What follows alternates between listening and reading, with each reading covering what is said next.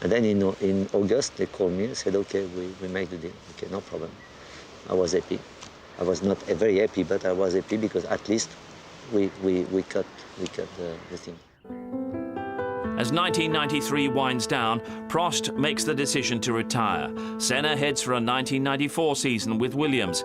At the penultimate round at Suzuka, scene of so much bitterness in their rivalry, Prost makes an attempt at reconciliation, but Senna refuses. Because it was not his decision, he was very, very, very tough, you know, as he can be. And that was in Japan. When we arrived in Australia at the podium, I didn't want to ask him anything. And because it was his decision, he made it himself. That's him. We asked him to come, and then, and he was happy because it was his decision. I suppose in Japan he did not like the way it was maybe my idea or the way I present it like this. And he has done it himself. And from the moment where I come to the podium with him, the whole thing changed completely. Just one story, we were in 88 or 89 in Geneva for the motor show.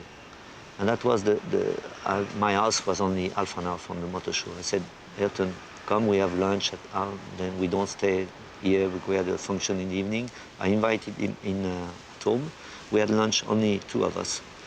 He had a very quick lunch and went into the canapé and slept. And in the car going back to the motor show, he slept. And I asked the guy from Honda in Geneva, Claude Sage, said, you know what happened? I tell him the story. And in fact, he told Claude that he has done that on purpose because he did not want to become friend. He did not want to talk too much to become too close to me, you know? And after I retired, that was completely the opposite. He was telling me things that just to open his heart, open his problem, his worries, his personal life. And I was completely surprised because, again, I was not a friend, you know? But the whole thing became, you know, for everybody, our battle was huge, very important. I mean, for the whole Formula One today, we're still talking about that. And for him, our battle was, you know, he never talked about what happened. Just talking about the present and the future and being a friend. He told me very often, Alain, I'm not motivated to race against these guys.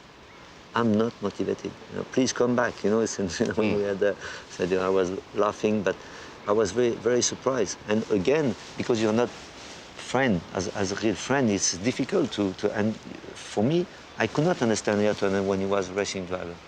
And at the end, I could not understand 100% of how he behaved as a human side, because, you know, the story... way he's able to change so quickly is... In Imola, on Sunday, just before the race, Ayrton goes into the garage and keep concentrating. We all know. And goes out of the motorhome and then see me and then go inside the Renault motorhome when we have a lot of people. Normally you never do that.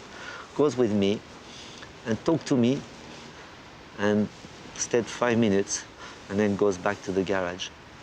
Everybody is looking at me and looking and said, what happened? You know, why? Then I went into the garage to see him.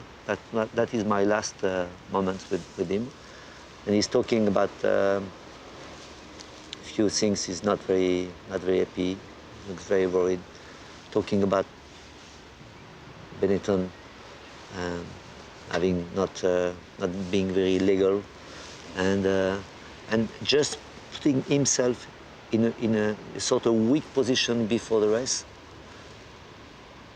Compared to what I knew from Ayrton in the past, it was not Ayrton anymore.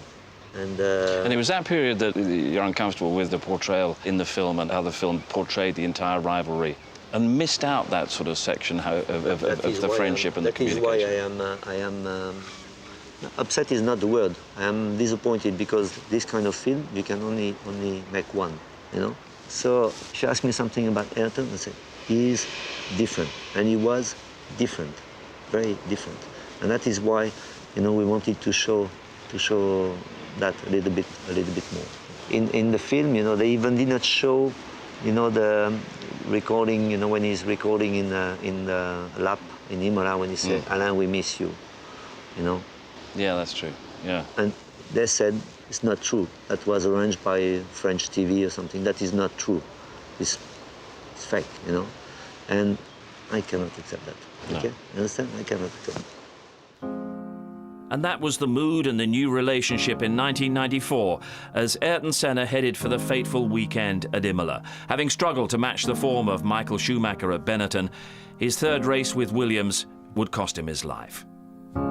You went to the funeral, which was an amazing occasion. You were in two minds about the kind of reception you might get there. Yeah, But, you know what I've done? I've called a few persons. And I've called Mr. Lagardère, Jean-Luc Lagardère, the president of Matra, and his wife is Brazilian, was Brazilian. I said, Jean-Luc, that's the situation. I would like to go, but I don't know if it's good or not. And your wife is Brazilian. Ask her what she thinks. And that was you know, she said, you know, you should do it, and talking about, you know, the religion and things like this. And I say, okay, I do. I was not very confident. I think that's the best thing I've done, because I really wanted to do it, and especially after what happened, and I was really good and good for also for me and for my life in the future, because then we put everything. We don't finality, yeah. Yeah, it's a finality, and we don't stay on a misunderstanding, and you know, and people all know. No, it was a very big emotion, and but yeah, I'm very happy to have done it. Our battle was huge, very important. He's different, and he was different. If you want to make a strong team, take the best. Take Ayrton.